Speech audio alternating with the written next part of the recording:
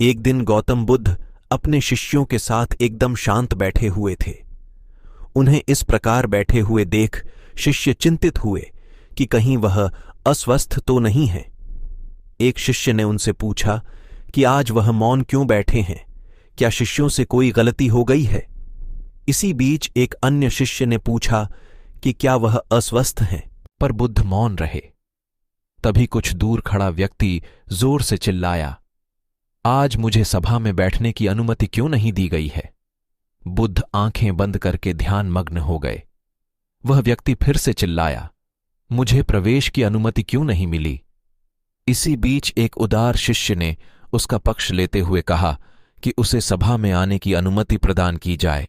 बुद्ध ने आंखें खोलीं और बोले, नहीं, वह अछूत है, उसे आज्ञा नहीं दी जा सकती।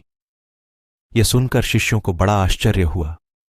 बुद्ध उनके मन का भाव समझ गए और बोले, हां, वह अछूत है। इस पर कई शिष्य बोले, हमारे आश्रम में जात पात का कोई भेद ही नहीं, फिर वह अछूत कैसे हो गया? तब बुद्ध ने समझाया, आज वह क्रोधित होकर आया है। क्रोध से जीवन की एकाग्रता भंग होती है। क्रोधी व्यक्ति प्राय मानसिक हिंसा कर बैठता है, इसलिए जब तक वह क्रोध में रहता है तब तक अछूत होता है। इसलिए उसे कुछ समय एकांत में खड़े रहना चाहिए। क्रोधित शिष्य भी बुद्ध की बातें सुन रहा था। पश्चाताप की अग्नि में तपकर वह समझ चुका था कि अहिंसा ही मनुष्य का महान कर्तव्य व परम धर्म है।